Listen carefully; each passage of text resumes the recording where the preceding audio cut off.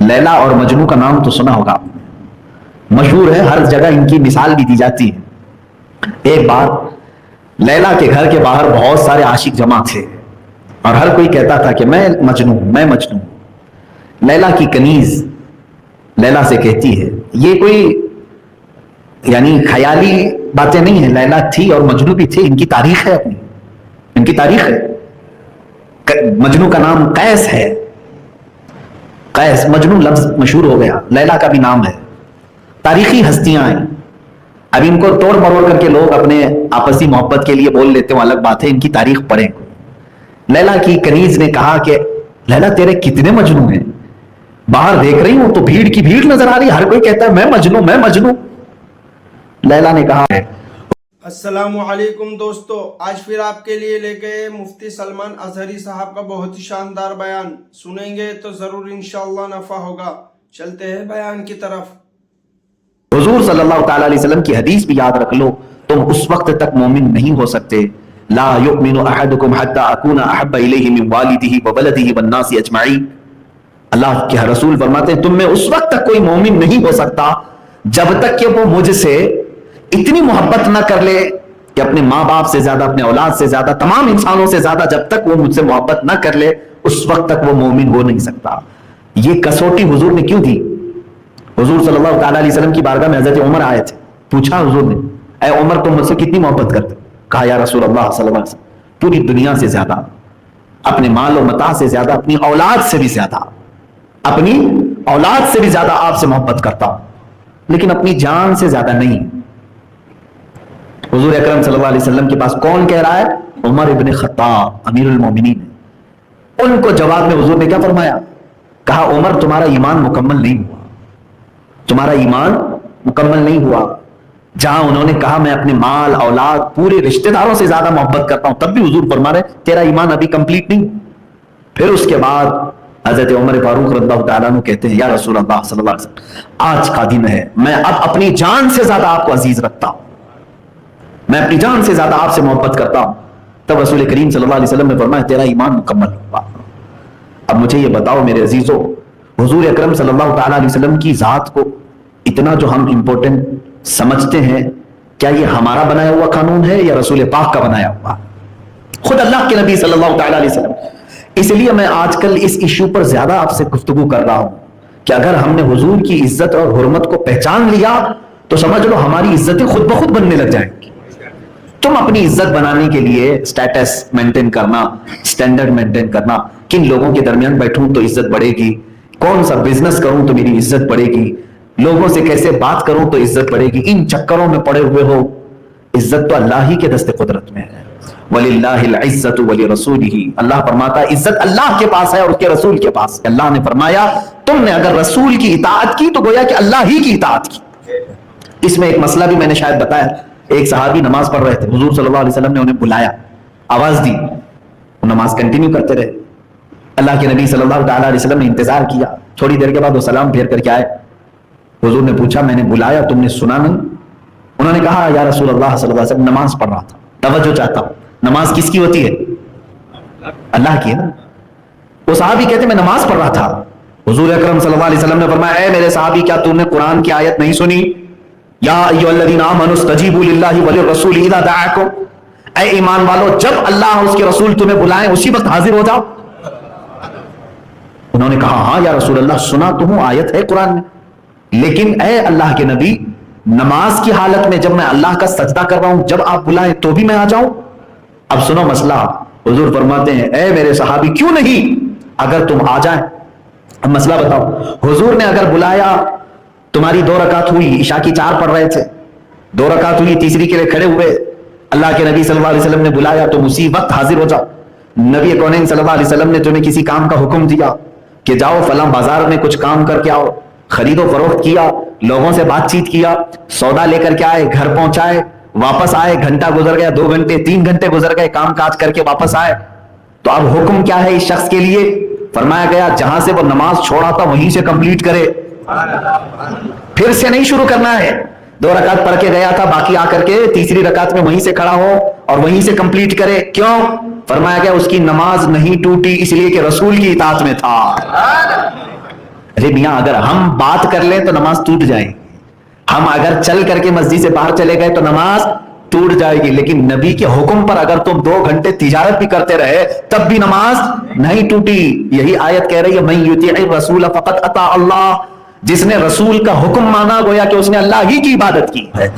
اب یہاں صحابہ کرام رضوان اللہ تعالی علیہم اجمعین کی باتیں بھی آتی ہیں, وہ اس قدر دوڑ کر کے حضور کے لیے حاضر ہوتے ہیں, اللہ اکبر, کہ وہ کان کھڑے رکھتے ہیں کہ اللہ کے نبی اب کس بات کا حکم دے رہے ہیں, کاش وہ اطاعت ہمیں دوبارہ مل جاتی ہے. آج صحابہ کی بات تو دیکھیں, شراب ابھی حرام نہیں ہوئی تھی. حضرت انس رضی اللہ تعالیٰ عنہ فرماتے ہیں, کہتے ہیں کہ میں قہبہ خانے جو ہوتے تھے شراب کے, جیسے چائے کی ہوٹلیں ہوتی ہیں اس طرح شراب کی ہوٹلیں ہوتی تھی پہلے, ابھی اسلام میں حرام نہیں تھی شراب, سٹیپ بائی سٹیپ حرام کی گئی. حضرت انس رضی اللہ تعالیٰ عنہ کہتے ہیں کہ میں شراب کے پیالے لوگوں کو بھر کر کے دینے کا کام کرتا تھا. ایک شام لوگ بیٹھے ہوئے تھے, شراب کا پیالہ بھر کر کے دیا جا رہا تھا. اچانک مدینے میں ایک آواز آئی, کوئی ندا دینے والا زور سے آواز دے رہا تھا, یا ایھا المسلمون قال رسول اللہ صلی اللہ علیہ وسلم حرم الخمر, اے مسلمانوں اللہ کے رسول صلی اللہ علیہ وسلم نے فرمایا آج سے شراب حرام ہو گئی. اعلان ہو رہا تھا گلیوں. حضرت انس کہتے ہیں میرے ہاتھ سے پیالہ چھوٹ گیا, جو مٹی کا پیالہ ہوتا تھا چھوٹ گیا. جو لوگ قہبہ خانے میں بیٹھے ہوئے تھے جن کے کانوں میں آواز آئی, کوئی مٹکا اٹھایا ہوا تھا, کوئی گلاس اٹھایا ہوا تھا, کوئی پیالہ اٹھایا ہوا تھا, جس کے لبوں تک ہونٹوں تک بھی پہنچا ہوا تھا, انہوں نے وہی سے نیچے پھینک دیا. وہی سے, یہ نہیں کہ دیکھتے ہیں ابھی حضور سے مل کے بات چیت کریں گے بعد میں پتا چلے صحیح میں حرام ہوئی بھی کہ نہیں ہوئی, اعلان تو رہا ہے. حضرت انس کہتے ہیں میں نے دیکھا جس کے کان میں آواز آئی کہ رسول نے فرمایا, اسی وقت انہوں نے اپنے ہاتھوں سے مٹکے چھوڑ دیے, گلاس توڑ دیے, پیالے بہا دیے. وہ تاریخی دن تھا مدینے میں, تاریخی دن. حضرت انس فرماتے ہیں ہم نے باہر نکل کر کے دیکھا مدینے کی ہر گٹر اور ہر نالی شراب سے بھری ہوئی جا رہی ہے. جن جن کے گھروں میں تھا سبوں نے مٹکے توڑ دیے اور بہا دیے. اس کو کہتے ہیں اطاعت رسول. میرے عزیزوں, کیا ہم جو یہ نعرے لگاتے ہیں اللہ کے نبی صلی اللہ علیہ وسلم پر اپنی جان فدا کرنے کے لیے, وقت آئے گا تو کیا تم بھی حضور کے نام پر کچھ چیزیں چھوڑ سکو گے؟ اور اگر نہیں چھوڑ پاتے تو تمہارا دعویٰ کھوکھلا ہے. اللہ کے نبی صلی اللہ تعالیٰ علیہ وسلم کے لیے بستر نہیں چھوڑنے والا اپنی جان کیا چھوڑے گا؟ حضور نے فرمایا میری آنکھوں میں نماز کی ٹھنڈک ہے. کون ہے جو عاشق رسول صبح کے وقت اپنا بستر, گرم بستر چھوڑ دے, اپنی نیند کو ترک کر دے, یہ کہہ کر کے اپنے گھر سے نکلے کہ میں اپنے نبی کی آنکھوں کو ٹھنڈک پہنچانے جا رہا ہوں کیونکہ میں اپنے رسول سے بے پناہ محبت کرتا ہوں. ایسے عاشقوں کی جماعت بہت کم ہے, لیکن جلوس میں اور جلسوں میں پکارنے والے عاشق بہت زیادہ ہیں, آواز دینے والے عاشق بہت زیادہ ہیں. یہاں پر میں مولانا روم کی وہ بات بتاتا ہوں. لیلا اور مجنو کا نام تو سنا ہوگا, مشہور ہے, ہر جگہ ان کی مثال بھی دی جاتی ہے. ایک بار لیلا کے گھر کے باہر بہت سارے عاشق جمع تھے اور ہر کوئی کہتا تھا کہ میں مجنو, میں مجنو. لیلا کی کنیز لیلا سے کہتی ہے, یہ کوئی یعنی خیالی باتیں نہیں ہیں, لیلا تھی اور مجنو بھی تھی, ان کی تاریخ ہے اپنی, ان کی تاریخ ہے. مجنو کا نام قیس ہے, قیس, مجنو لفظ مشہور ہو گیا, لیلا کا بھی نام ہے. تاریخی ہستیاں ہیں. اب ان کو توڑ مروڑ کر کے لوگ اپنے آپسی محبت کے لیے بول لیتے ہیں, الگ بات ہے, ان کی تاریخ پڑھیں. لیلا کی کنیز نے کہا کہ لیلا تیرے کتنے مجنو ہیں, باہر دیکھ رہی ہوں تو بھیڑ کی بھیڑ نظر آ رہی, ہر کوئی کہتا ہے میں مجنو, میں مجنو. لیلا نے کہا حلوہ بناؤ. لیلا بڑی گھر کی عورت تھی, حلوہ بنایا اور کہا جاؤ باہر جا کر کے کہو کہ جو مجنو ہے وہ آ جائے. لیلا نے اس کے لیے حلوہ بھیجا ہے. کنیز نے ایک بڑا تھال لیا اور باہر آئی, پکارا کہ آج لذیذ حلوہ لیلا کے گھر سے آیا ہے. سب ٹوٹ پڑے جتنے مجنو تھے, فیک مجنو تھے, سب آئے. اور میں یہ بات کیوں بتا رہا ہوں آپ سب سمجھ جائیں گے اس چیز کو. حلوے پر ٹوٹ پڑے, سب حلوے کھا لیے. وہ کنیز اندر آئی, کہا کہ سارے مجنو کھا گئے. لیلا نے اب کی بار کہا پھر وہی برتن لو اور چاقو لو, باہر جاؤ اور کہو کہ لیلا نے اپنے مجنو کے جسم کی ایک بوٹی مانگی ہے, گوشت کا ایک ٹکڑا مانگا ہے. کنیز اب کی بار باہر آئی, کہا کہ تم میں سے کون مجنو ہے سامنے آ جائے. لیلا نے اس کے جسم کا ایک ٹکڑا مانگا ہے, گوشت کی ایک بوٹی مانگی. سب بغلیں کھجاتے ادھر ادھر نکلنے لگے. ارے یہ الگ لیلا ہے. جہاں جسم کے ٹکڑے کاٹنے کی بات آئی, فیک مجنو سب एक्सपोज हो गए। बहुत देर के बाद एक शख्स आया जो हलवा खाया भी नहीं था, वो झुके हुए अंदर से किसी दूर दराज इलाके से आता हुआ दिखाई दिया। उसने आकर कनीज से पूछा, लाओ लैला ने कहा है। कहा, तो उसने काटना शुरू किया और कहा कि यहां का काटूं, यहां का काटूं, फला जगह का काटूं। उस कनीज ने कहा, नहीं, बस एक टुकड़ा मांगा है लैला ने। उस मजनू ने कहा कि मुझे ये तो नहीं बताया गया कि किस हिस्से का मांगा, मैं हर जगह का काट करके दे देता हूं, ले जाओ, लैला को कोई तो चीज पसंद आ जाए। हकीकत में वो शख्स अपने जिस्म को चाकू से काटने लगा। वो कनीज डर के मारे अंदर भाग गई और कही कि एक दीवाना दिख रहा है, वो चाकू लेकर के अपने बदन के टुकड़े काटने लग गया है और खून अपने आप में खून खून हो रहा है। लैला ने कहा, अब तुझे समझ में आया, हलवे वाले मजनू और हैं, फिदा होने वाला मजनू और है। मेरे अजीजों, इस बात को बयान करके उलमा इकराम ने यही फरमाया, इस तरह भीड़ भाड़ के आशिकों की जमात बहुत है, इनको खिचड़े पे जमा कर लो, इनको नियाज पे जमा कर लो, इनको जुलूस पे जमा कर लो, नारे पे जमा कर लो, हाय हाय हाय हाय करते सब जमा हो जाएंगे। जिस दिन नाम रसूल सल्लल्लाहु तआला अलैहि वसल्लम के लिए कोई कुर्बानी तुमसे मांगी जाए, अरे मियां अभी तो मैं गर्दन नहीं मांग रहा हूं किसी की, ना ही तुम्हारा खून मांग रहा हूं, लेकिन आओ अपने रसूल के लिए कम से कम तुम बिस्तर छोड़ करके दिखा दो, समझ में आ जाएगा कि इश्क रसूल कहां तक पहुंचा है, मोहब्बत रसूल कहां तक पहुंची है। ये एक बात अजीब सी नहीं नजर आती? तुम्हें दुनियावी फिल्में और गाने और एक्टर भी पसंद है और रसूल भी पसंद है, ऐसा कैसे हो सकता है? खुदा की इबादत का सजदा भी और शैतान से याराना भी, उससे दोस्ती भी। अब मुझे बताओ, महशर में किससे किस चीज का सिला मांगोगे? अजीजान गिरामी वक़ार, अब यहां पर हुजूर अकरम सल्लल्लाहु तआला अलैहि वसल्लम की इताअत की बात आई है, इसलिए मैं अर्ज कर रहा हूं। वो इताअत अलग थी जो सहाबा के अंदर थी, वो फिदा हो जाते थे, जान निछावर करते थे। जंगे उहद की बात मैं बताऊं, एक साहब मैदान उहद में लड़ते लड़ते उनका जिस्म पूरा खत्म हो गया, कीमा बन गया था। मैं ये जो लफ्ज कह रहा हूं बड़े एहतियात से कह रहा हूं, सब बोटियां हो गई थी, कुछ नहीं बाकी था, लाश भी नहीं पता चल पा रही थी, चेहरे का मुसला हो गया था, सिर्फ उनकी उंगली का एक हिस्सा, पोर, उंगली का पोर, ये मैदान में गिरा हुआ मिला। उनकी बहन आई मदीने तैयबा से, सहाबा तो पहचान नहीं पाए।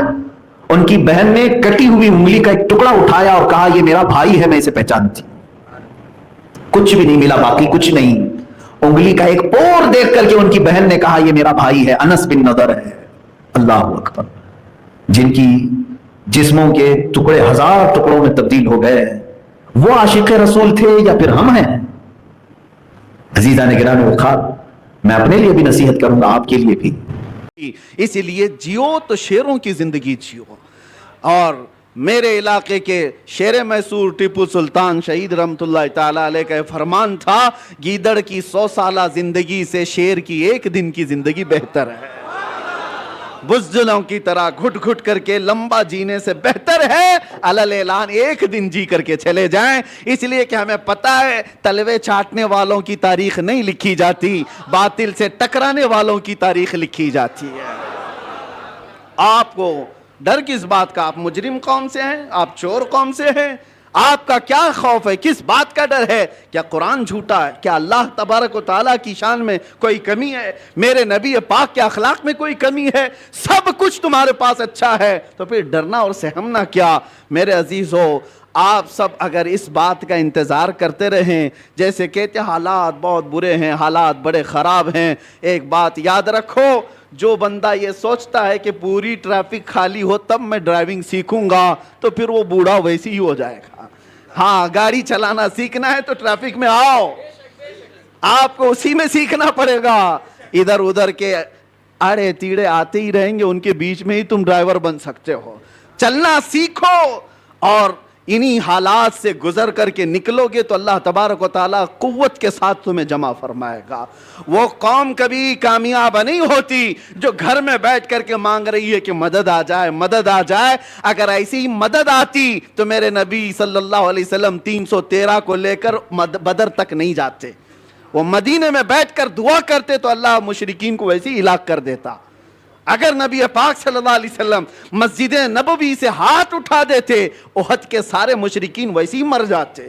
میرے نبی اپنے گھر سے نکلے, صحابہ اپنے گھر سے نکلے, میدانوں میں آئے اور اپنی طاقت و قوت کا استعمال کیا, اس لیے کہ یہ امت کو بتانے کے لیے کہ امت کا مزاج ایسا نہ ہو کہ کچھ بھی مصیبت آئی فاتحہ دلایا, دعا کیا, اللہ اس کے منہ میں کیڑے پڑ جائیں اور اس کو ایسا ہو جائے اس کو ایسا ہو جائے, چادر اوڑھ کے سو گیا. میرے عزیزو, یہ مجاہدین کی زندگی نہیں ہے. مجاہدین کی زندگی یہ نہیں ہوتی, مومنین کی زندگی بھی یہ نہیں ہوتی, بلکہ مومنین کی زندگی یہ ہے جب تک اللہ نے بولنے کی طاقت دی ہے حق بات کا اعلان کر کے جاؤ. اگر امام حسین رضی اللہ تعالیٰ عنہ کے ماننے والے ہو تو کبھی دل پر ہاتھ رکھ کر کے سوچو, ایک بار صرف اگر امام حسین سمجھوتا کر لیتے تو ان کا پورا خاندان بچ گیا ہوتا.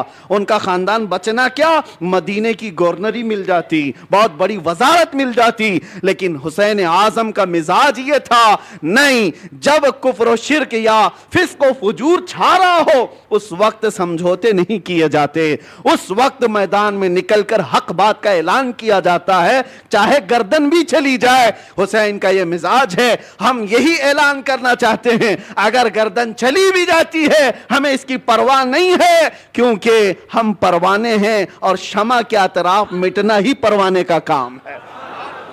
شمع کے ارد گرد مٹ جانا ہی پروانے کا کام ہے, اور ختم ہونے سے کسی کے اسلام ختم نہیں ہوتا, اسلام زندہ ہوتا ہے ہر کربلا کے بعد. اسلام زندہ ہوتا ہے ہر کربلا کے بعد. بس میں آپ سے یہ گزارش کرنا چاہوں گا, آپ جس طریقہ کار کو جو نوجوانوں نے آج پکڑ رکھا ہے اس سے توبہ کر لیں. یہ نشہ کا ماحول, یہ خرابیوں کا ماحول, یہ جو دور دورہ چل پڑا ہے, اے نوجوانوں, یہ تمہاری زندگی کو سیب نہیں دیتا. یہ شیوا امت مصطفیٰ کا نہیں ہے. قرآن میں جس امت کو اللہ نے خیر امت کہا ہے, سب سے بہترین امت, کیا وہ بہترین امت آج نشہ کے اڈوں پر بیٹھ سکتی ہے؟ کیا وہ بہترین امت تاش کے پتوں پہ اپنی زندگی گزارے؟ کیا وہ بہترین امت رات بھر یہ سارے سوشل میڈیا پر اپنا وقت برباد کرے؟ یہ خیر امت کا لقب اللہ نے تمہیں قرآن میں عطا کیا, اس کا پاس و لحاظ تو رکھو. اور تمہیں اللہ تعالیٰ نے اتنا محفوظ رکھا, اتنا محفوظ رکھا, قسم رب ذوالجلال کی میں آپ کو بتاؤں, ابھی بھی ہم جمعہ پڑھیں گے آپ کی پیشانیاں سجدے میں جاتی, سب کی پیشانیاں سجدے میں جاتی. ایک بات کا خیال رکھنا, انسان کو زندگی میں سب سے زیادہ ضرورت کس چیز کی ہے؟ وہ رزق کی ہے, کھانے کی ہے. کھانا کھائے بغیر انسان زندہ نہیں رہتا. مال نہ ہو, کپڑے نہ ہو تو بھی جی لے گا, گھر نہ ہو تو بھی جی لے گا, کھانے کے بغیر نہیں رہ سکتا. کھانا تو اس کے لیے, یہ تو پیٹرول ہے, بغیر اس کے انجن چلے کیسے؟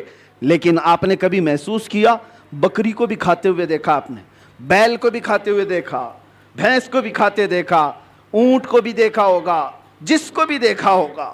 جانوروں میں اکثر و بیشتر, اکثر, حتیٰ کہ شیر کو ہی لے لو, وہ جب بھی کھاتے ہیں تو چاٹ کے کھاتے ہیں زمین پر. کھانا کچھ بھی ڈالو آپ, چارہ, بکری سر جھکا کر کھائے گی, بیل سر جھکا کر کھائے گا, بھینس سر جھکا کر کھائے گی. لیکن قربان جاؤ رب تبارک و تعالیٰ کی اس عطا پر کہ اللہ نے تمہارا سر رزق کے سامنے بھی جھکنے نہیں دیا. کیوں؟ جو سب سے زیادہ ضروری ہے تمہاری زندگی میں وہ رزق ہے. رب تعالیٰ نے ہاتھ دیے, اٹھاؤ اور کھاؤ, اس لیے کہ پیشانی اس رزق کے سامنے نہیں جھکنی ہے, رزاق کے سامنے جھکانا ہے, رزاق کے سامنے جھکانا ہے. اس پیشانی کو اللہ نے اتنا محفوظ رکھا ہے, اتنا محفوظ کہ ہم اپنی سب سے زیادہ ضرورت مند چیز پر بھی نہیں جھکتے. نہ ہم اولیاء کے سامنے جھکتے ہیں, نہ ہم رسولوں کے سامنے, نبیوں کے سامنے, کسی کے سامنے سر جھکانے کی اجازت نہیں ہے. سجدہ کرنا ہے تو صرف اور صرف اللہ رب العزت کے. یہ ہماری شریعت ہے کہ نہیں ہے؟ سجدہ کسی کے لیے نہیں جائز. اللہ کے نبی نے فرمایا ہے اگر سجدہ اللہ کے علاوہ کسی اور کے لیے جائز ہوتا تو اللہ تبارک و تعالیٰ سب سے پہلے اپنے نبی کو سجدہ کرنے کا حکم دیتا. اللہ کے بعد سب سے بڑا مقام رسول اللہ کا ہے. یہ پیشانی اتنی محفوظ اللہ نے رکھی, خالص اپنے لیے بنایا, اپنے لیے بنایا. آج اس پیشانی کا ہم کہاں استعمال کر رہے ہیں, کس کے سامنے جھک گئے. اسی لیے میرے عزیزو, اگر تم دنیا کے سامنے جھکتے رہو گے, ذلیل ہوتے ہی رہوگے، ذلیل ہوتے ہی رہوگے، اور ایک جگہ نہیں 1000 جگہ جھکنا پڑے گا، 1000 جگہ۔ اور اقبال اسی کو کہتا ہے، وہ ایک سجدہ جسے تو گراں سمجھتا ہے، وہ ایک سجدہ جسے تو بھاری سمجھتا ہے، ارے 1000 سجدوں سے دیتا ہے آدمی کو نجات۔ ایک بار یہاں جو جھک گیا، اللہ اس کو دوسری جگہ جھکنے نہیں دیتا، تمہاری پیشانیوں کو محفوظ رکھتا ہے۔ الحمدللہ ہم نے پریکٹیکل دیکھا بھی ہے یہ ساری چیزیں کہ اللہ اس کے رسول کے لیے جو مضبوطی سے کھڑا ہوتا ہے، اللہ حالات اس کے لیے ویسی ہی مناسب فرما دیتا ہے۔ ہم نے اپنے سفر میں دیکھیں کیسے کیسوں کو دیکھا ہے۔ ہم لوگ یہ سوچتے ہوں گے وہاں ایسا ہو رہا ہوگا، ویسا ہو رہا ہوگا، بہت کچھ باتیں افواہیں اڑتی رہتی ہیں، لیکن ہم نے جو دیکھا ہے اچھے اچھوں کے دلوں کو نرم ہوتے ہوئے بھی دیکھا ہے۔ ہم کھڑے ہیں تو کچھ لوگوں کو تعظیم کرتے ہوئے بھی دیکھا ہے۔ 9 گھنٹے کا سفر کیا، اور وہ بھی ڈپارٹمنٹ کے سارے لوگ بندوق تانے ہوئے، ہتھکڑیاں باندھے ہوئے، سارے ایسے بھی سفر کیے، لیکن اللہ رب العزت کو گواہ بنا کر آپ کے سامنے عرض کرتا ہوں، جب نماز کا وقت آتا، مغرب ہو جائے، عشاء ہو جائے، اس بھری گاڑی میں بھی اگر میں کہتا مجھے نماز پڑھنا ہے، سارے روک لیتے اور ہماری نماز بھی پڑھا دیتے تھے۔ ہمارا اپنا کوئی نہیں تھا، کوئی نہیں تھا، وہ گن تانے ہوئے لوگ بھی ہمیں ہماری چادر پر نماز پڑھنے کی اجازت دیتے تھے اور نماز پڑھ لیتے تھے۔ کئی مرتبہ گاڑی کو رکایا گیا، وہاں نمازیں ادا ہوئی۔ میں یہ اپنی تعریف میں نہیں کہہ رہا، اس بات کے لیے کہہ رہا ہوں کہ رب کے سامنے جو جھکتا ہے، اللہ دوسروں کے سامنے جھکنے سے بچا لیتا ہے، اور راستے اس کے لیے اللہ ہموار فرماتا ہے۔ تم بہانے کرتے رہو گے، 1000 بہانے آتے رہیں گے۔ ایک بار اللہ کی بارگاہ میں اپنے آپ کو سپرد کر کے تو دیکھو، اگر دنیا ایک دروازہ بند کرتی ہے، مولا 70 دروازے کھول دیتا ہے۔ رب تبارک و تعالیٰ کہنے سننے سے زیادہ عمل کی توفیق عطا فرمائے۔ ویسے یہ جلسہ نہیں تھا، یہ جمعہ ہے، لیکن بہرحال آپ کا جوش جمعہ کو بھی جلسہ بنا ہی دیتا ہے۔ بہرحال اللہ تبارک و تعالیٰ میرج کی سنیت کو ہمیشہ شاد و آباد رکھے، اولیاء کاملین کے غلاموں کو اللہ تعالیٰ خوشحال رکھے، اور ہر گھر کی سنیت اور یہاں کے عقیدہ اہل سنت کو اللہ محفوظ رکھے۔ قیامت تک تمہاری نسلوں میں مولا عاشقان مصطفیٰ پیدا فرمائے۔ ہماری اولاد کو، ہمارے خاندانوں کو اللہ بد عقیدہ اور گمراہ ہونے سے محفوظ فرمائے۔ برسوں سے آپ اس عبادت خانے میں یا جہاں پر بھی اپنی پیشانی ٹیکنے کے لیے جاتے ہیں، بچپن سے تو آپ مسجدوں میں جا رہے ہوں گے۔ ایک مسجد ایسی کوئی مجھے بتا دو جہاں خدا کی کوئی تصویر لگائی گئی ہو، کہیں ہے؟ چلو یہاں نہیں ہے تو مولانا نے کبھی شکل بتائی ہے کہ اللہ ایسا ہوتا ہے، خدا ایسا ہوتا ہے؟ نہیں بتایا۔ یہ پوری دنیا کی واحد قوم، ایک ہی قوم ایسی ہے جو بنا دیکھے سجدے میں چلی جاتی ہے۔ ہر قوم کو دنیا میں جا کر کے آپ دیکھنا، سرچ کر کے، سب کو جھکنے کے لیے کوئی نہ کوئی مورتی کی ضرورت ہوتی ہے۔ وہ سامنے دیکھتے ہیں پھر جھکتے ہیں، اور چاہے وہ کسی بھی دین میں ہو، سب نے اپنا اپنا کچھ نہ کچھ بنا رکھا ہے۔ عیسائی اگرچہ خدا کی عبادت کی بات کرتے ہیں، لیکن انہوں نے مریم اور حضرت عیسیٰ علیہ السلام کی بھی مورتیاں بنا لی ہیں۔ یہودی اگرچہ اللہ کی عبادت کی بات کرتے ہیں، لیکن نبیوں کی مورتیاں انہوں نے بھی بنا رکھی ہیں۔ جتنے مذاہب ہیں انہوں نے سب نے اپنی اپنی جھکنے کے لیے کچھ نہ کچھ چیزیں بنائی ہیں۔ یہ پوری دنیا میں ایک ہی قوم ہے، ایک ہی قوم ہے۔ اسی لیے تو میں عرض کرتا ہوں میرے عزیزو، اللہ تبارک و تعالیٰ نے ہماری اور تمہاری فضیلت میں قرآن کی شروع کی آیتوں میں فرمایا یؤمنون بالغیب، یہ وہ لوگ ہیں جو غیب پر ایمان رکھتے ہیں۔ آج تک ہم نے اللہ کو دیکھا نہیں، اور لوگ یہ تانا مارتے ہیں کچھ، جیسے ابھی مسئلہ چل رہا تھا کہ ہم سب نے پکارا تھا آئی لو محمد صلی اللہ علیہ وسلم، سیدنا محمد صلی اللہ علیہ وسلم۔ میرے عزیزو، ہمیں یہ چیزیں راستوں پر یا جلسوں پر اس طرح علل اعلان کہنے کی ضرورت کیوں پیش آتی؟ جب کوئی درندہ چھیڑتا ہے تو ہمیں پھر اظہار کرنا واجب ہو جاتا ہے۔ اگر کوئی نہ پوچھے آپ سے تو بتانا ضروری تو ہے نہیں، لیکن جب اگر کوئی چھیڑے تو پھر ہمیں بتانا واجب ہو جاتا ہے کہ ہم اپنے نبی پاک صلی اللہ علیہ وسلم سے اپنی جان سے زیادہ محبت کرتے ہیں۔ تو کسی ایسے ہی کیڑے مکوڑے نے یہ سوال کیا تھا سوشل میڈیا پر کہ یہ مسلمانوں کو دیکھو جگہ جگہ یہ پرچم اٹھائے ہوئے ہیں کہ اپنے نبی سے محبت کرنے کی بات کرتے ہیں، ان سے ذرا پوچھو کیا انہوں نے اپنے نبی کو دیکھا ہے؟ جس سے آئی لو محمد کہہ رہے ہیں، کیا محمد صلی اللہ علیہ وسلم کو انہوں نے دیکھا ہے؟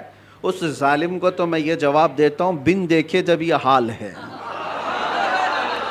ارے دیکھتے تو بات الگ تھی، سر ہتھیلیوں پر لے کر کھڑے ہوتے ہیں، بنا دیکھے یہ حال ہے کہ ہم اپنی ماؤں کو اور اپنے باپ کو بچپن سے دیکھا ہے، باوجود اس کے ہم اپنی ماں اور باپ سے زیادہ اپنے نبی سے محبت کرتے ہیں۔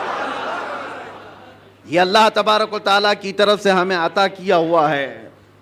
میں آپ سے یہ بات کہنا چاہتا ہوں کہ دنیا اسی میں پریشان ہے کہ ایک ایسی قوم ہے نہ اپنے خدا کو دیکھی ہے نہ اپنے نبی کو دیکھی ہے، لیکن دوسروں کی بنسبت اس قوم کا حال یہ ہے، دوسروں کو پرچار کر کر کے بلانا پڑتا ہے اور یہ بنا اعلان کے جمعہ میں بھر جایا کرتے ہیں۔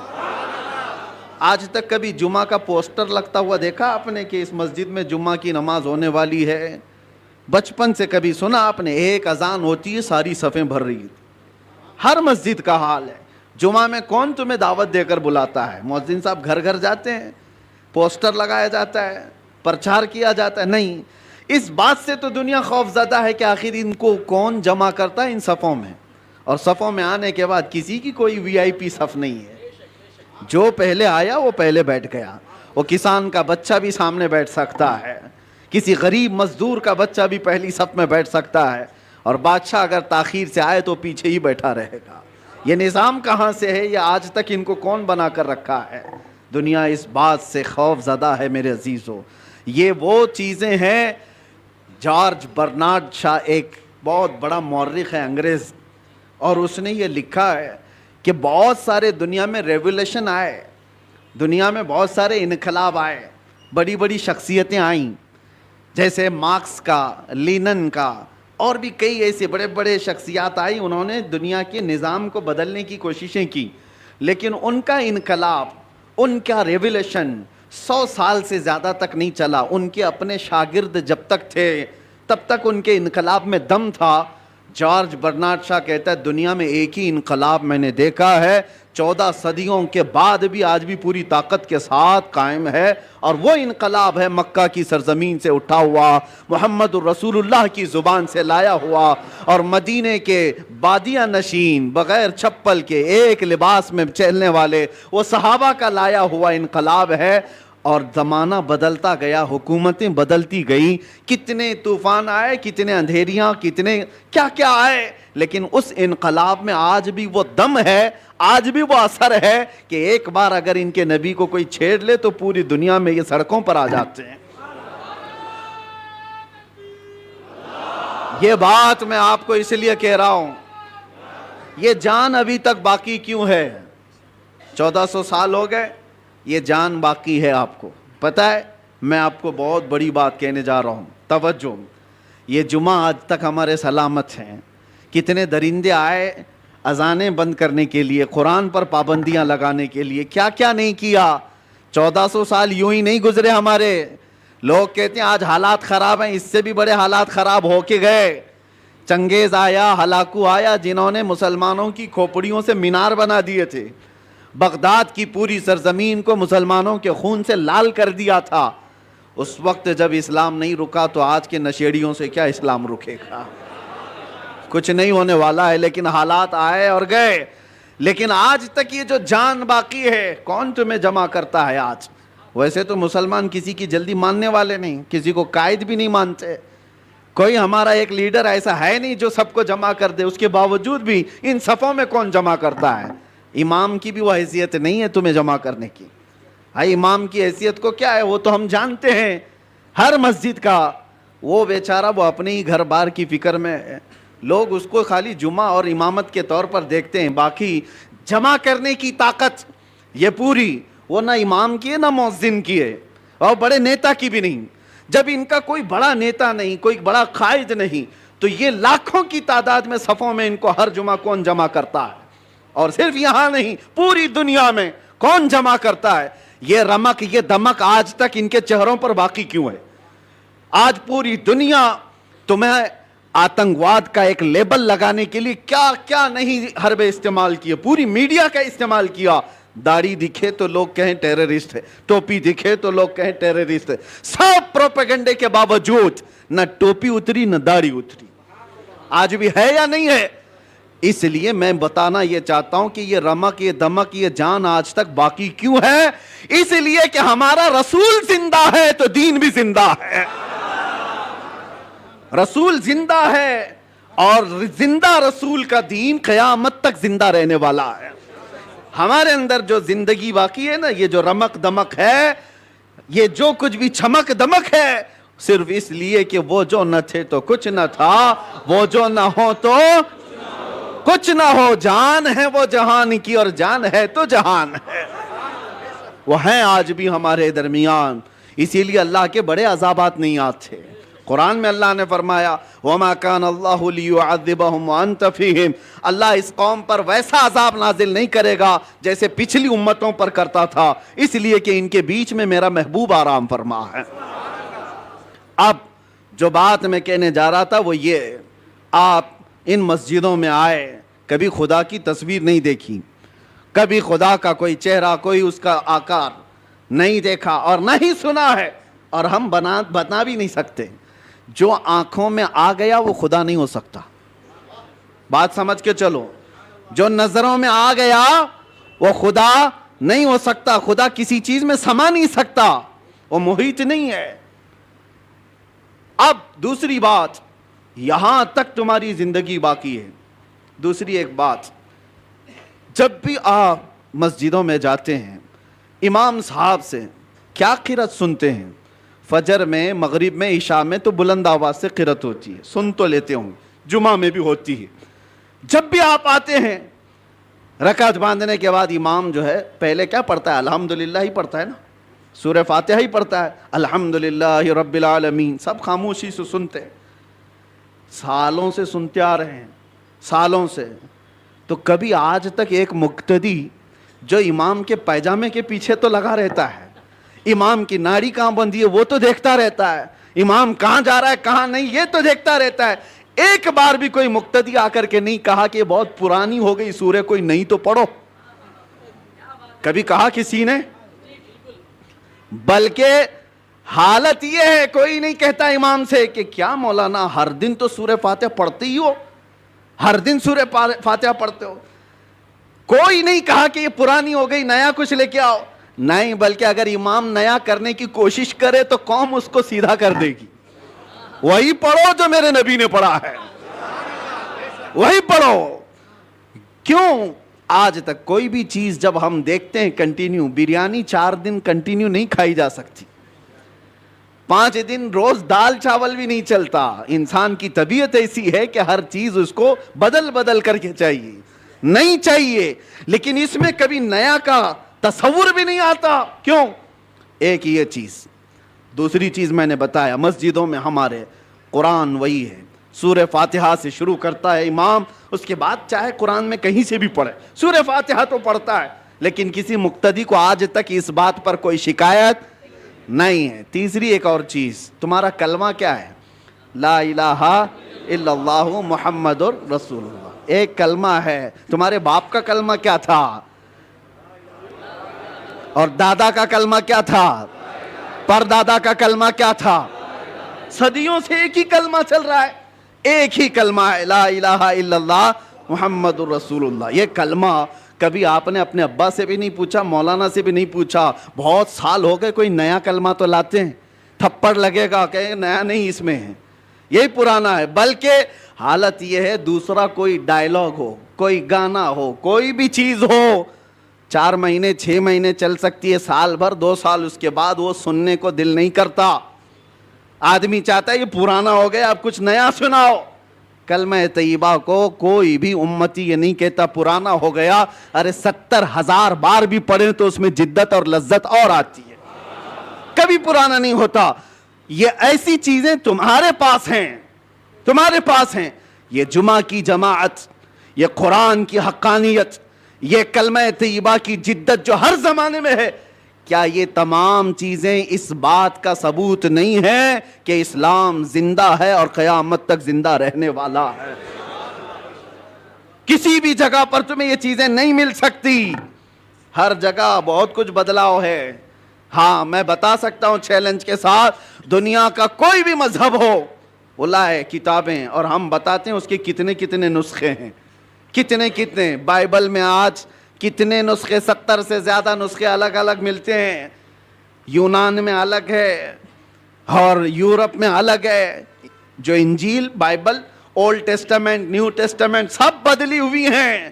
اور ہمارے ہاں کی کتابیں, ہمارے دیش میں جو بہت ساری مقدس کتابیں مانی جاتی ہیں, ان میں بھی ہیر پھیر, ادھر ادھر بدلاؤ الگ الگ ہے.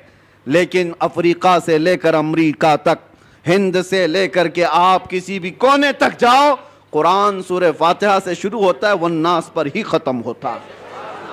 فرقے بہت ہوئے دین میں, اسلام میں بہت سارے فرقے ہوئے, لیکن اس میں کسی کا اختلاف نہیں آیا. قرآن کے 30 پارے اور 114 سورتیں جو صحابہ کے زمانے میں تھی وہ آج بھی وہی موجود ہے. اس کلام پاک پر کسی کا اثر کیوں نہیں ہوا آج تک؟ کوئی قرآن نہیں بدل پایا, کوئی ایک پارا تو چھوڑو, ایک سورہ تو چھوڑو, ایک حرف بھی نہیں بدل پایا.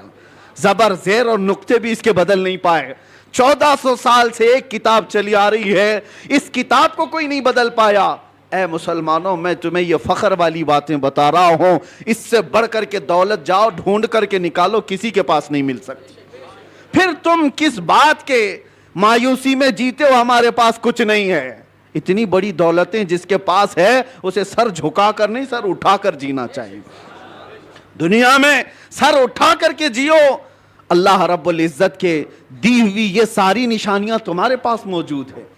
چلو ہم کہانیوں, جس کو یہ لوگ کہتے ہیں کہانیاں ہیں, غوث پاک کی کرامت سناؤ تو کہیں کہانی ہے, غریب نواز کی کرامت سناؤ تو کہیں کہانی ہے, حضور پاک صلی اللہ علیہ وسلم کے معراج کا واقعہ سناؤ تو کہتے ہیں کہانی ہے.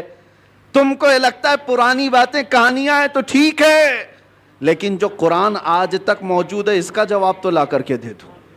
یہ جو قرآن ہے یہ تو کہانی نہیں, تمہارے پاس ہے. اور قرآن جگہ جگہ چیلنج کرتا ہے. اللہ خود فرماتا ہے فَأْتُوا بِسُورَةٍ مِّن مِّثْلِهِ, اگر ہمت ہے تو اس کی طرح کی ایک سورہ بنا کر کے لاؤ. اور یہ 1400 سال پہلے کیا ہوا چیلنج ہے. آج تو دنیا بہت ترقی کر چکی ہے, ٹیکنالوجی میں کہاں تک جا چکی ہے.